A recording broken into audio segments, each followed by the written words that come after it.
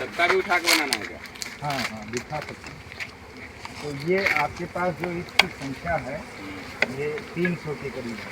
डिब्बे की संख्या 300। तो ये हम इनके फार्म पे हैं और फार्म आप दिखाइए चारों तरफ। यहाँ पे टोटल संख्या 400 है। टोटल संख्या 400 है और इसमें जो है ये मधुमक्खी पालन कर रहे हैं। एक छत्ते से लगभग 5 से 15 किलो का डिब्बे से? हाँ, एक डिब्बे में लगभग 15 किलो का प्रोडक्शन ये प्राप्त कर सकते हैं अगर अच्छी फसल है तो, अन्यथा 5 किलो में ही सीमित रहना पड़ता है। पुश कर दीजिए।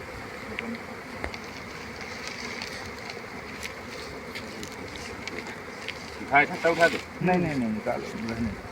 पत्ता निकाल लेते तो अच्छा। अच्छा दिखा।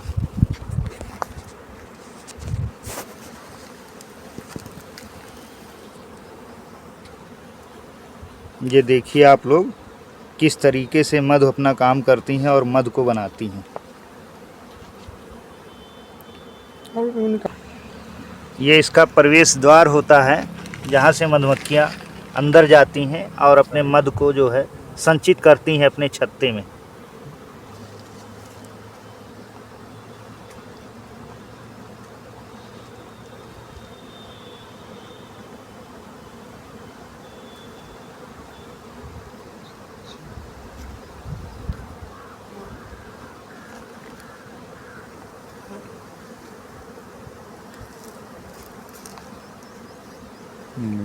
रानी मक्खी ना दिखा। चरानी इसमें नहीं दिख रही है? नहीं दिख जाएगी, एक ही होता है ना एक डिब्बा में। अच्छा, आपको उसकी पहचान है? बिल्कुल, हर डिब्बा में एक होता है।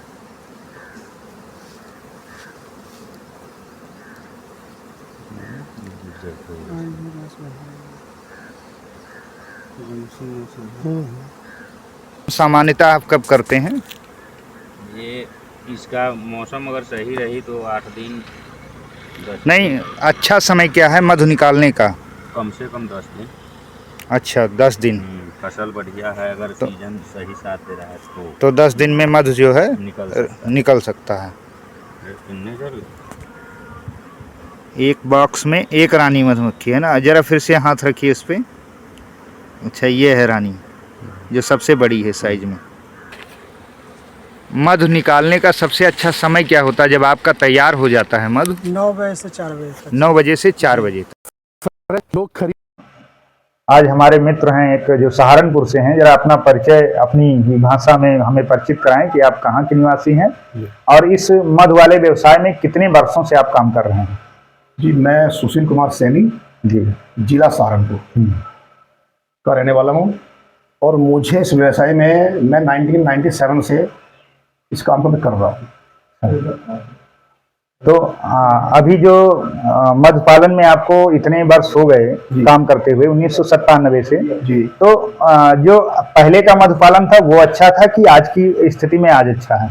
नहीं सर, जो पहले का था वो बहुत बेटर था। अच्छा, क्योंकि उस समय लेबर ऑफ कॉस्ट, ट्रांसपोर्टेशन और सभी मेटल जो भी ले लीजिए जी, वो बहुत कम रेट में थे और हमें रेट 100% जो मिलता था हम उससे भरपाई करके अपना जीवन यापन बहुत अच्छी तरीके से करते थे। अभी आपके पास अपने कितने बॉक्स हैं जिनमें आप मधु प्रोडक्शन करते हैं? अभी मेरे पास 600 बॉक्स हैं। 600 बॉक्स हैं। ये बॉक्स कहाँ कहाँ पे लगे हुए हैं? ये मेरे यहीं जो आपका कामाख्या जो कामाख्या मंदिर है वहाँ पे लगे, अमानीगंज ब्लॉक जी, रुधौली। जी, जी, जी, और बस उसी फील्ड में पूरा। अच्छा, उसी फील्ड में लगे हुए हैं।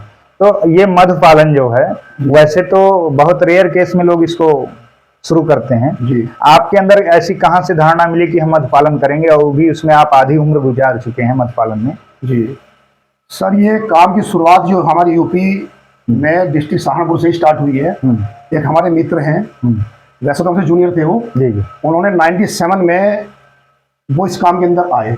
अच्छा, और अभी जो हम पाल रहे हैं वो है एपिस मेलिफेरा। अच्छा, उन्होंने उस वक्त 97 में 4 बॉक्स इंडिका जो एपिस इंडिका जो अपनी लोकल मधुमक्खी है, उन्होंने उसके 4 बॉक्स रखे थे और उन्होंने उनको डेवलप किया और डेवलप करके उसके बाद में जो है ना वो चर्चित हुए चर्चित होने के बाद में उस समय के राज्यपाल शायद MS वोरा कौन थे, जी वो वहां तक ये जानकारी पहुंची, उन्होंने आप उनको सम्मानित किया और उन्होंने उनको आगे बढ़ने का मौका दिया। अच्छा। आज जो भी देन है ये, आप यहाँ अयोध्या ले लीजिए या all UP, all Rajasthan, all MP, ये सही तो इसकी स्टार्टिंग 97 में एक उसी व्यक्ति से, जो अजय सैनी है हमारे गुरु जो है, स्टार्टिंग वहां से है। अच्छा, जब वो काम कर रहे थे 92 के बाद, 93, 94, उसके बाद 96 में वो मक्खी एपिस मेलिफेरा पंजाब से लेके आए थे। एपिस मेलिफेरा पंजाब से लेके आए थे। हाँ। बस यहाँ से इसका डेवलपमेंट स्टार्ट हुआ। अच्छा। देखते देखते भाई, खैर मैं तो उनका पारिवारिक मेंबर था, उनको देखते देखते जब वो एक ऊंचाई पे आए तो मैंने भी उनके साथ लगने की कोशिश की और उनके साथ लग करके मैं भी एक बहुत अच्छे मुकाम पर पहुंचा। और एक बहुत लंबा जो समय जो हुआ, मैं उनका श्रेय उसी व्यक्ति को दूंगा। अच्छा। जो हमारे अजय सैनी थे। नहीं, अभी जैसा कि आप इस लाइन में तो बहुत समय से हैं, जी सर, अनुभव बहुत सारे होंगे जी, लेकिन सबसे बड़ी दिक्कत आपके लिए क्या है इस लाइन में आगे बढ़ना है अगर, तो जो सबसे बड़ी समस्याएं हैं, जो 2-4 समस्याएं हैं, उनसे आप अवगत कराएं। बस सबसे बड़ी समस्या पहले तो मैं यही कहूँगा कि फर्स्ट तो लेबर, दूसरा मार्केट। अच्छा। अगर मार्केट हमें सही मिले, हाँ, तो मार्केट सही मिले, इसके लिए जब माननीय नरेंद्र मोदी जी की सरकार आई जी, उस समय वित्त मंत्री निर्मला सीतारमण, शायद आपने स्टेटमेंट नहीं सुना होगा जी, उन्होंने कहा था मुझे FPO की आवश्यकता है जी, और ये FPO इसीलिए बनाए गए क्योंकि हमारे देश के जोतों का आकार छोटा है। जी, तो मान लीजिए कोई उत्पादन अपना छोटा सा करे, जी, तो वो जो छोटा उत्पादन होगा, मान लीजिए 50 किलो आलू हो गया मेरे पास, जी, तो वो आलू जब हम बाजार में ले जाते हैं जी, तो उसका कोई रेट नहीं मिलता, जी, फिर हम वैसे रिटर्न आ जाते हैं जी, और औने पौने बेच के उसको क्लियर कर लेते हैं। जी, औने पौने का मतलब आपकी भाषा में हम कह सकते हैं कम दामों में, जी, ठीक है। लेकिन जब हम FPO क्या है, ये फार्मर प्रोड्यूसर ऑर्गेनाइजर, इसका काम है किसानों को संगठित करना, संगठित करके कंपनी बनाना, और कंपनी में 5-5 डायरेक्टर होते हैं, पहले भी मैं बता चुका हूं आपको, और ये डायरेक्टरों का अलग अलग काम होता है। कंपनी का सबसे बड़ा मोटिव है कि सबको एक साथ करना और विभागों की योजनाओं को लेना, उन योजनाओं को साथ लेके आगे बढ़ना। अब जैसे मैं आपको बता दूं, हार्टिकल्चर डिपार्टमेंट, एग्रीकल्चर डिपार्टमेंट मधुपालन पे बहुत सारी स्कीमें देता है, लेकिन जब आप FPO के माध्यम से होते हैं तो मैं आपको एक सीधा मोटिव बताता हूँ। मान लीजिए अब आपको डाबर को रिक्वायर्ड है 2 टन की, तो आप डाबर को सीधा उसके अकाउंट पे पैसे ले सकते हैं, उसको दे सकते हैं, सीधा बेच सकते हैं। लेकिन इसमें होता क्या है, बीच में एक ब्रोकर बनता है, जो समस्या आती है वो मैं आपको अवगत करा रहा हूँ।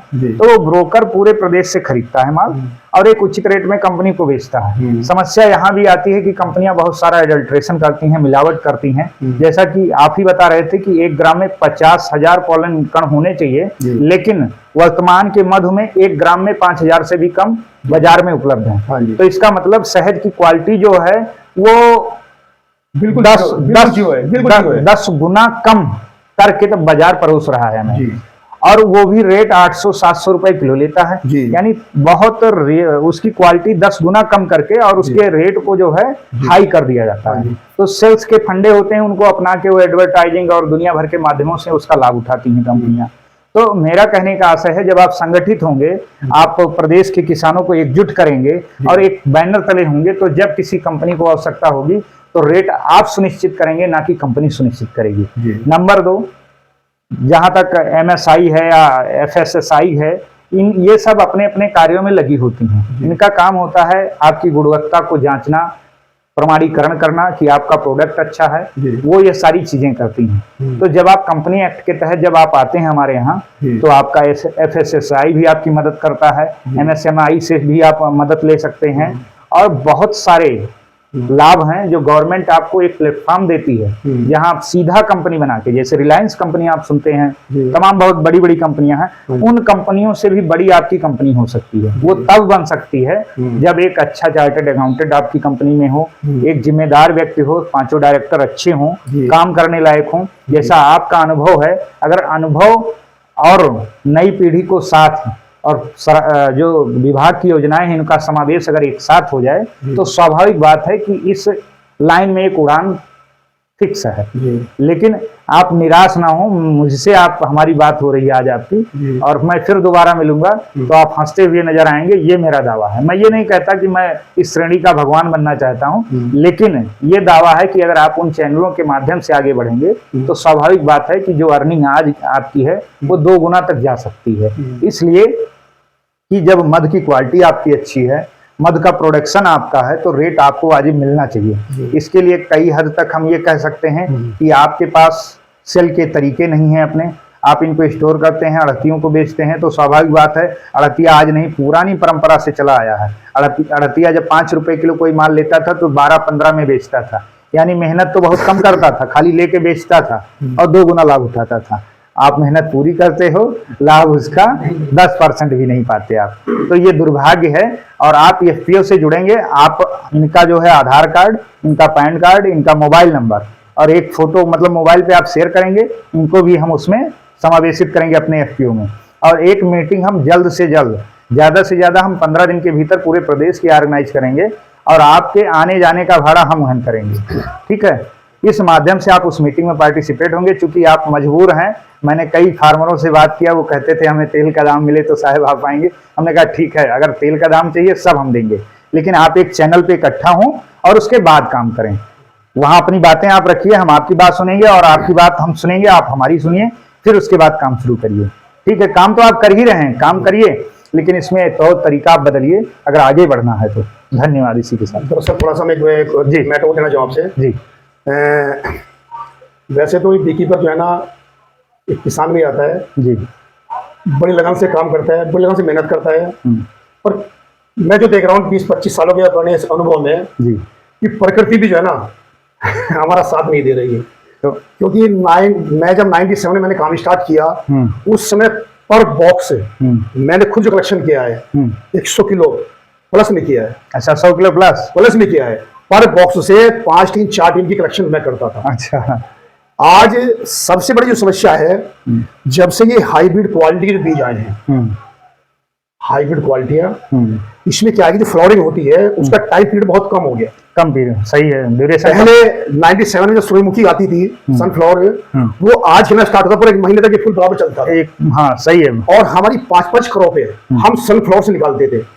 सरसों उस समय जो देसी टाइप की होती थी, उसमें इतना नेक्टर आता था कि हम लोग निकालते हम बस करो छोड़ो यार, ये हमारी पोजीशन होती थी। आज हम देखते हैं यार बॉक्स को इसमें से निकाले कब, वो हमारी कब जो है ना होते होते जो है ना सीजन, जैसे कि साल पूरी सरसों खत्म होने के बाद जो हमारी कलेक्शन स्टार्ट होनी चाहिए नवंबर के फर्स्ट वीक से, वो फरवरी 8 में हमारी पहली कलेक्शन हुई है।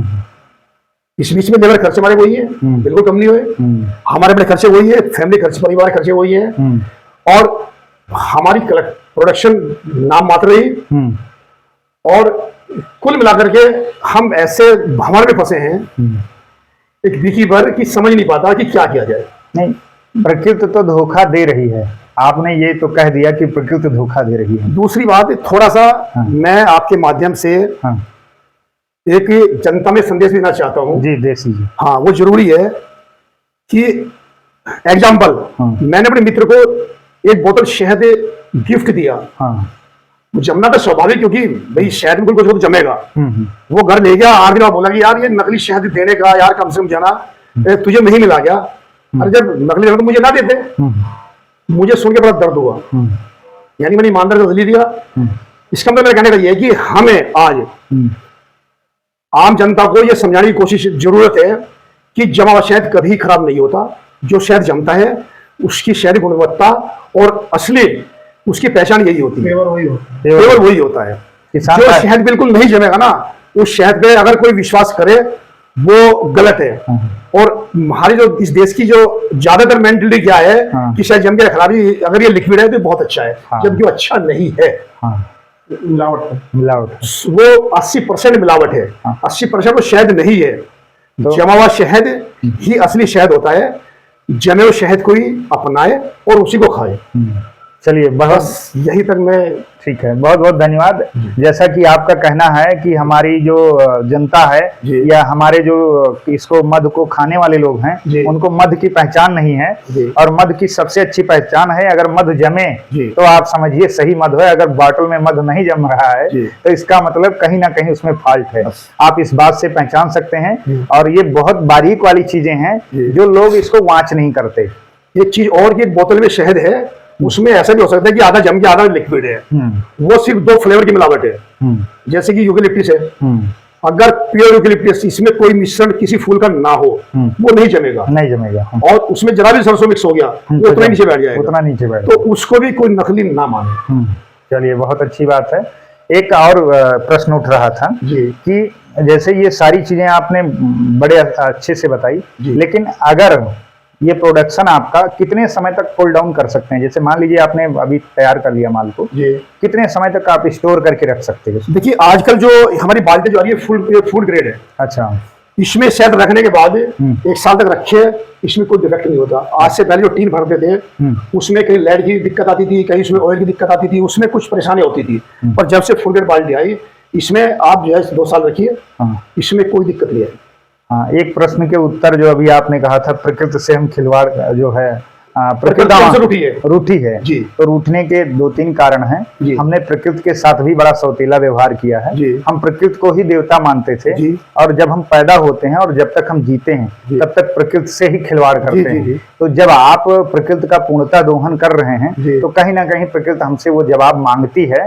वो स्वाभाविक बात है। जी। जिस हिसाब से हमारी पॉपुलेशन बढ़ रही है, हमारे देश की या हमारे विश्व की, बिल्कुल उस हिसाब से संकर प्रोजनियों का आना बहुत जरूरी है। बिल्कुल बिल्कुल। ताकि खाद्यान्न समस्याओं से जो है बचा जा सके। जी। इसीलिए MS स्वामीनाथन, हरित क्रांति, ये बहुत सारी क्रांतियां लाई गई जो केवल इसलिए लाई गई कि प्रोडक्शन को बढ़ाया जाए और भुखमरी वाली समस्या से हम बच सकें। उसमें थोड़ा सा ये होना चाहिए कि फ्लावरिंग जो आती है जी। उसमें ये भी विशेष ध्यान रखना वैज्ञानिकों का कि प्रोडक्शन बढ़ा रहे हैं, उसके साथ साथ कुछ मधु की प्रोडक्शन भी जो है ना, वो उसमें कुछ एक्स्ट्रा से उस पर रिसर्च किया जाए कि उसमें नेक्टर वाली समस्या भी जो है ना, ये ना खत्म ना हो। चलिए बहुत बहुत धन्यवाद।